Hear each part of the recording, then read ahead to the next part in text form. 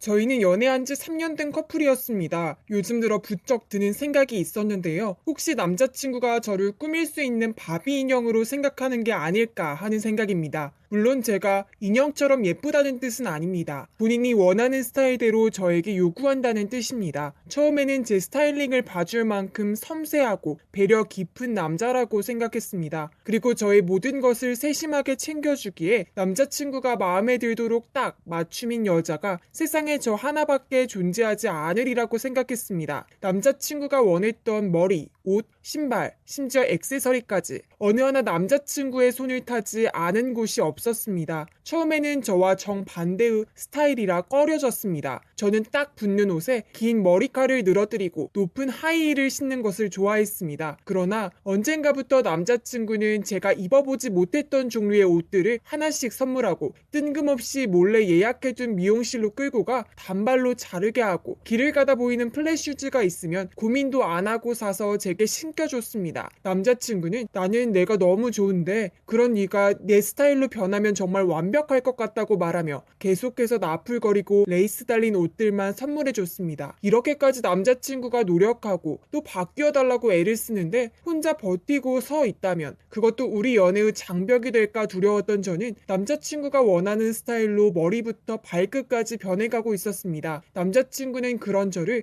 데이트 때마다 칭찬하고 예쁘다며 과한 리액션을 해주는 것도 싫지는 않았고요. 시간이 꽤 흐르니 남자친구와 다니는 제 모습이 썩 마음에 들기도 했습니다. 남자친구도 점점 바뀌어가는 제 모습을 보며 무척이나 예뻐해 주었습니다. 그건 저를 보며 예뻐한 게 아닌데 그땐 왜 그걸 몰랐을까요? 남자친구의 집에 초대되어 간 날 저는 어색하게 방바닥에 자리를 잡고 앉았고 남자친구도 마실 것이며 과자 같은 것을 내왔습니다. 처음 보는 남자친구의 집에 어리둥절해 한참 구경에 빠져 있을 때 남자친구가 맛있는 요리를 해주겠다며 두 팔을 걷어붙이고 부엌으로 향했습니다. 저도 돕겠다며 옆에서 알짱거리자 남자친구는 오늘만큼은 공주 대접을 톡톡히 해주겠다며 앉아있으라 했습니다. 못 이기는 척 다시 자리에 앉아 남자친구의 책상을 뒤적이는데 낡은 종이 상자 하나가 눈에 띄었습니다. 저는 아무런 생각 없이 그 상자를 열었고 그 상자에서는 제 기분을 나쁘게 만드는 것들로만 가득 차 있었습니다. 전 여자친구로 보이는 여자와 남자친구가 다정히 찍은 사진, 주고받은 편지들 이런 것들을 보관하고 있었다는 것 자체가 너무 기분이 나빠 당장 따지려고 일어서는데 여자의 독사진이 눈에 들어왔습니다. 이것보다 더한 것이 나올 수는 없었습니다.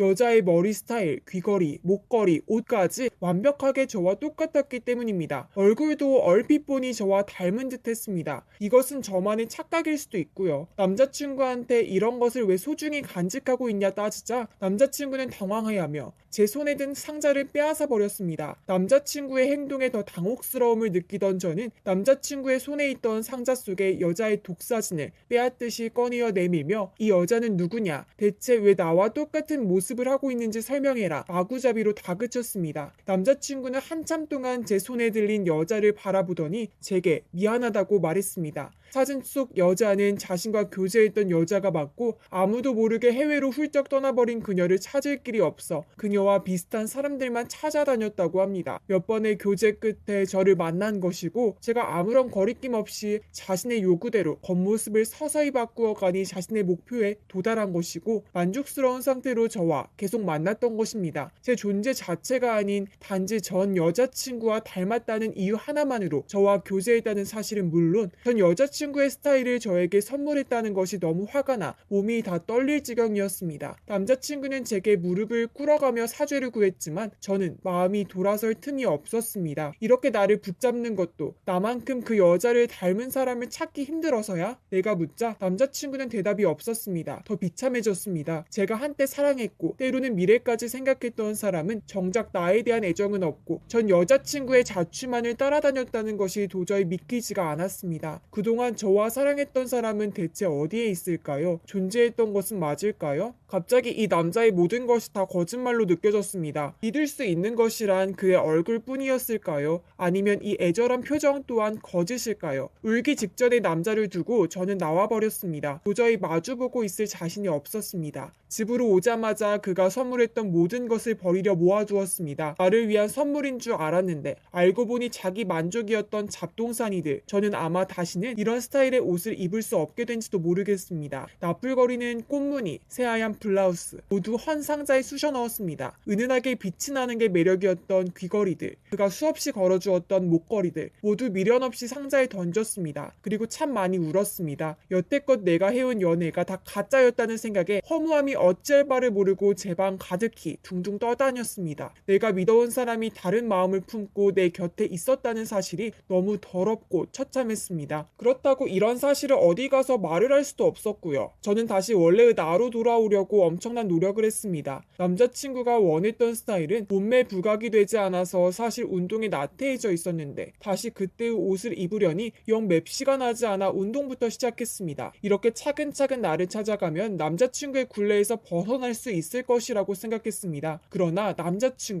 전 남자친구는 계속해서 연락을 해왔고 집 앞에서 기다렸으며 제가 예상치 못한 공간에서도 불쑥 튀어나왔습니다. 그때마다 하는 말은 똑같았습니다. 나는 전 여자친구를 못 잊은 게 아니다. 나는 너를 사랑한다. 하지만 저는 그 말조차 거짓말 같았습니다. 믿을 수가 없었죠. 그때마다 남자친구를 피하는 게 너무 어려웠습니다. 거짓말만 내뱉은 것 같은 사람과는 대화하고 싶지 않았고 무엇보다 남자친구에 대해 배신감이 컸기에 얼굴을 보는 것조차 힘겨웠습니다. 그렇게 그의 연락을 무시한 지 몇 개월 뒤 택배라는 말에 무심코 열었던 현관문 사이에선 그의 팔이 쑥 나와 저를 붙잡았습니다. 다른 한 손에 식칼이 들려있어 저는 아무것도 하지 못했습니다. 그는 제 침대에 저를 앉혀놓고 칼은 저를 겨냥한 채 식은땀을 흘리고 있었습니다. 헤어질 수 없다고, 다시 한번 만나보자고. 그 말에 저는 헛 웃음이 나오더군요. 지금 이 상황이 웃기냐며 칼을 더 들이미는 저 사람을 보자니 안타까운 마음도 들었고요. 그래 찔러봐. 나 죽이고 그 여자랑 비슷한 또 다른 여자 만나면 되지. 안 그래? 제가 무서워하는 기색 하나 없이 말을 하자 그는 더욱더 당황하며 또다시 무릎을 꿇었습니다. 너 없이는 안 된다. 내가 나의 전부다. 이젠 그 말이 너무 우스웠습니다. 절 좋아하게 된 이유가 전 여자친구 때문인데 내가 전부라고 말하는 건 전 애인을 그리워하는 마음을 저에게 뒤집어 씌운다는 이야기가 아닐까 생각이 들었기 때문입니다.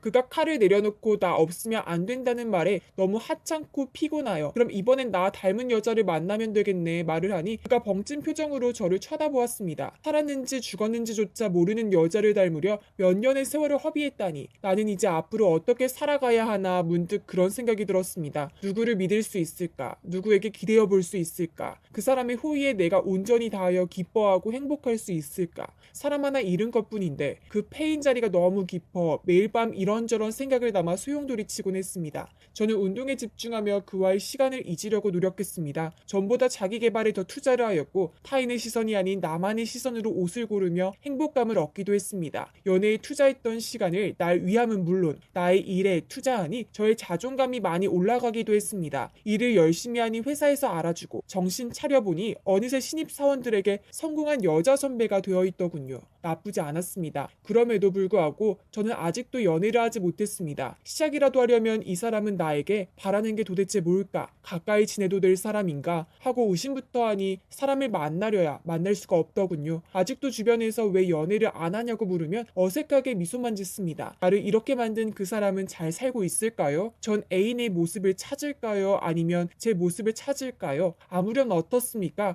저는 이미 올바른 길로 들어섰고 건강하게 앞으로 나아가고 있는 중이니까요. 다만 한 가지, 사람을 믿지 못한다는 것이 얼마나 큰 뒤틀림인지 깨달았습니다. 한번 사람을 믿지 못하자 계속 끊임없이 꼬리에 꼬리를 물고 앞에 있는 사람을 가자미 눈을 하고 쳐다볼 수밖에 없었습니다. 이건 제가 넘어야 될 허들이겠죠. 버리려고 했던 그가 준 선물 한 무더기를 그의 주소를 적어 보내버렸습니다. 조그맣게 편지도 썼습니다. PS. 너의 다음 여자한테 물려주는 거야.